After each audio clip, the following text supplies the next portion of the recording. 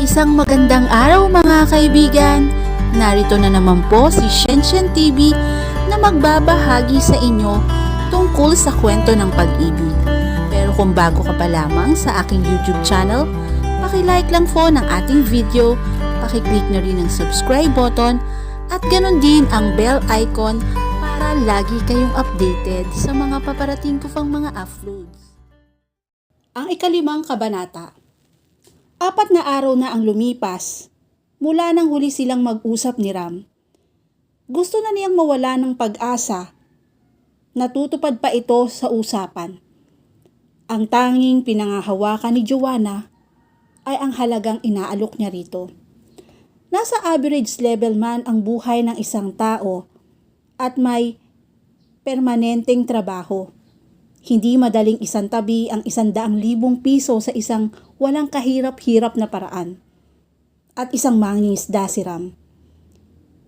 Hindi nito magagawa na baliwalain ang halagang iyon. Nang umagang yon ay kausap ni Joanna si Don Serapin sa telepono. Mahabang panahon na ang ibinigay ko sa iyo para mag-isip, Joanna. Wika ng Don sa kabilang linya. If you don't come home within the next 2 days, pakakasalan ko si Conchita. Hindi mo gagawin yun, Lolo. Mabuhay niyang sabi. Nasa tinig ng abuelo na seryoso ito. Try me, hamon nito.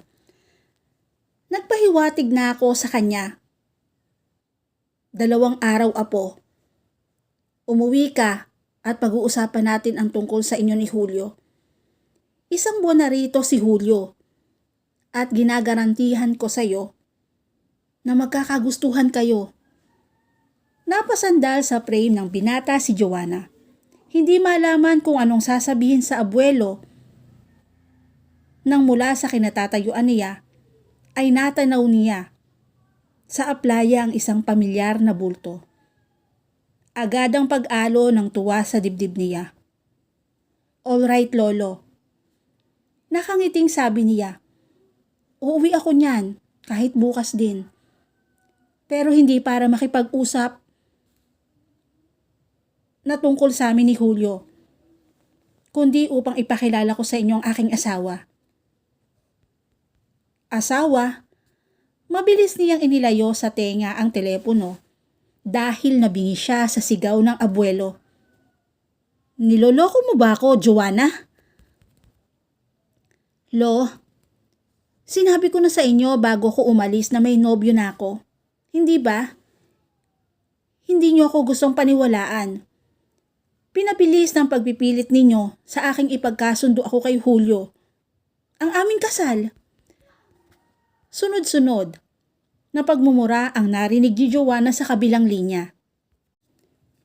Kinabahan siya na atakihin ito anumang oras. Subalit nang humupa ang glinta niya nito, okay, isama mo ang asawa mo rito bukas. Nagahamon nitong utos. Ipinahihiwatig ng tinig na imposibleng magagawa niya yon. Her grandfather didn't believe her at all. You will meet him tomorrow evening, Lolo. Puno ng kumpiyansa na sabi niya at nagpaalam na. Inihagis niya ang cellphone sa kama at halos takbuhin pababa ang hagdan at palabas ng bahay. Nasa lubong niya si Ram sa mismong malapit sa entrada ng restaurant.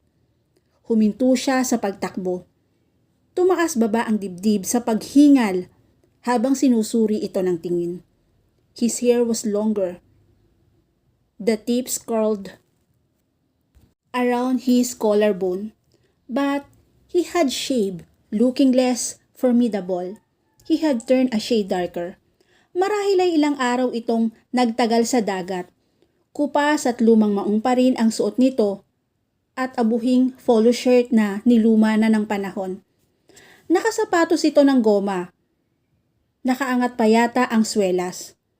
Mumurahin lahat ang nasa katawan nito subalit mahusay itong magdala ng damit. And despite all that, he was devastatingly gorgeous.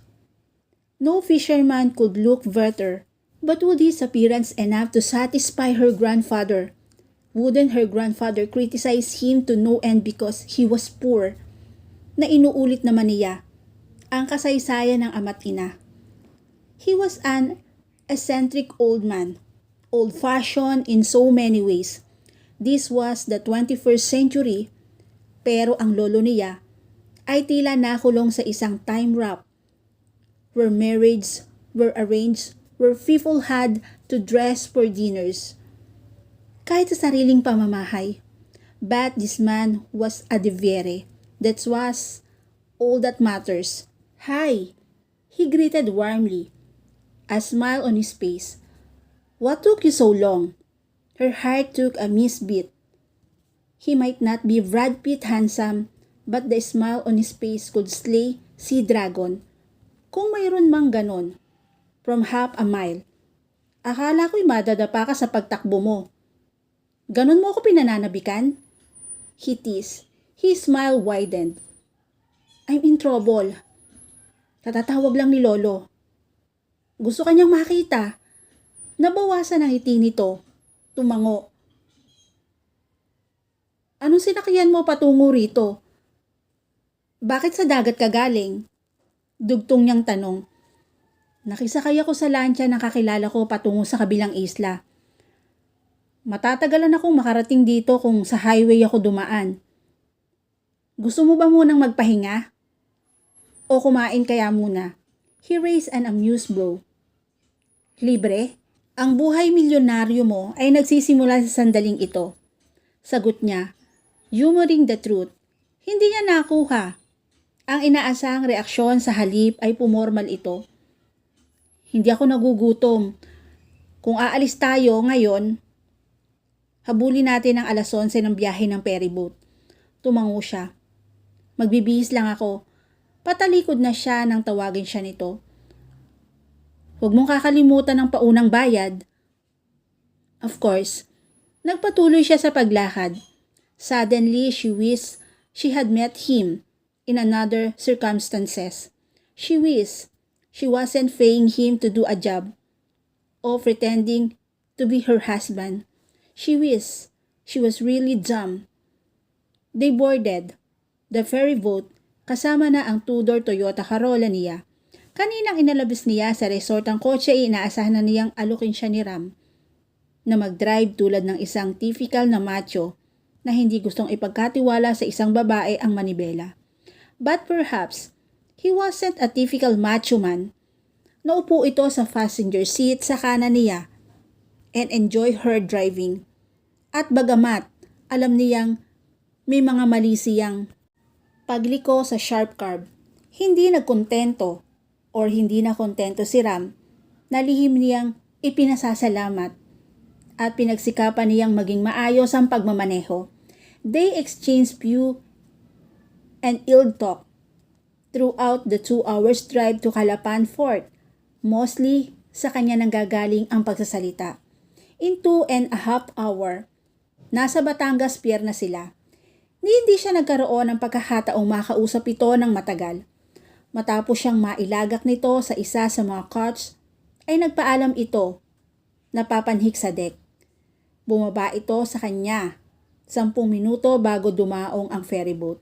Sa pagkakataong iyon, ay ibinigay niya rito ang manibela. Tahimik silang nagbiyahe patungong Maynila.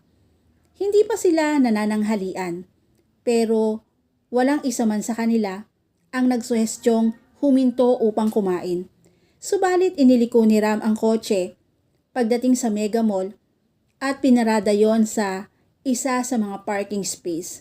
Salamat naman, she murmured sarcastically as she went out of her car. I'm starving at 3:30 na. Tara na sa Settle Best. Mauna ka na roon, sagot ni Ram habang sinususian ang sasakyan. May bibilin lang ako sa mall. Ang Settle Best ay isang coffee shop at nasa building. Kaya kong hanapin yon. Putol nito sa sinasabi niya sa kaswal na tinig. Sinasabi ko lang para hindi ka mahirapang maghanap. Umikot ito sa bahagi niya. He smiled at her, isang nakakalokong ngiti. Hinawakan nito ang baba niya at itinaas. Mangingisda ako pero hindi nangangahulugang hindi pa ako nakarating dito. At nakapag-aral din naman ako, Joanna. Marunong akong bumasa. At kaya kong magtanong kung hindi ko man makita ang lugar. Hindi ganun ang ibig kong sabihin. Tinabig niya ang kamay nito. Tumalikod sa nagmamadaling hakbang ay lumabas ng parking lot.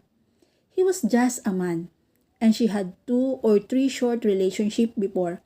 She had even allowed one boyfriend to kiss her, but never had she been aware of any man until this man, and why such a simple touch affected her so much. Was it because he had kissed her? If truth be told, hindi naalis sa isip niya ang halik na yon sa dalampasigan, and everything she thought about it, she felt her dawning. Hair raised, and she shivered deliciously. Don't be ridiculous. Saway ng kabilang bahagi ng isip niya. Don't complicate things, as it were already by getting attracted to the man. Attracted? She dismissed the idea as fast as it came to her mind. She was sipping her second cup of espresso idly. Kanina pa niya naubos ang croissant na in-order niya kasama ang unang tasa ng kape na kinain at ininom niya ng napakabagal. At mula sa mesa ay lumipat na rin siya sa couch area ng coffee shop at dinala roon ang pangalawang tasa ng kape niya. 1 oras at 5 minuto na siyang naghihintay noon at hindi na siya mapalagay. At sa Batangas ay nag-withdraw siya at ibinigay niya rito ang 25,000. Hindi niya gustong isiping itatakbo nito ang halagang yon. Sa halip ay itinoon niya ang isip sa nangyayari sa susunod na 2 linggo. It seemed as if the whole team was a crazy dream. Ito na yata ang pinaka-impulsive na bagay na nagawa niya sa buong buhay niya. At kanina, habang nagbabiyahe sila, ay parang gusto niyang umatras, pero alam niyang hindi na niya magagawa yon. Naghihintay sa kanila sa hapunan ng abuelo. Pero paano nga kung pinag-iinteresan na ni Ram ang halagang ibinigay niya rito at wala itong balak na puntahan siya roon? Anong panibagong kasinungalingan ang sasabihin niya sa abuelo? While sipping her already cold coffee slowly, pasulyap-sulyap siya sa 2 entrada ng coffee shop. She would give him another hour, and then she would leave. Fear and worry crossed her chest at the thought. Sa una ay hindi niya agad nakilala si Ram. Subconsciously, she was expecting a tall man in faded blue jeans and an old gray polo shirt. Kaya naman napapanganga siya sa pagkamangha ng lumitaw sa harap niya ito. He was grinning at her. Kung may langaw sa coffee shop na to, kanina pa pumasok sa bibig mo. She snapped her mouth closed. Have a seat. Anong gusto mong kainin? Akma siyang tatayo upang magtungo sa counter nang pigilan nito ang braso niya. Relax, Joanna. Kaya ko mag-order. Coffee shop lang ito. Kaya ko ring basahin ang mga nakasulat na to sa itaas ng menu board. Iniwan siya nito at nagtungo sa counter at tulad niya, may ilang babaeng customer ang sumusunod dito ng tingin. No wonder it took him so long. He had his hair cut short. Nakaputing long sleeve ito at itim na slack. The shiny black shoes must be leather. Kung hindi man yun uring may pangalan, dahil hindi naman ito kayang bilhin yon sa perang ibinigay niya rito. It was nevertheless leather. Gone was the rag fisherman she was with this morning. He looked like a handsome business executive taking time off from his affair in the sunshine. Hindi nito kailangang magmahabang manggas. A sport shirt will do o isang bagong polo. Pero akmang-akma ang suot nito. He would please her grandfather. A smile of admiration appeared her lips. Then her eyes caught his. He winked at her. Her heart fluttered. Niyuko ang kape at agad yung dinala sa bibig.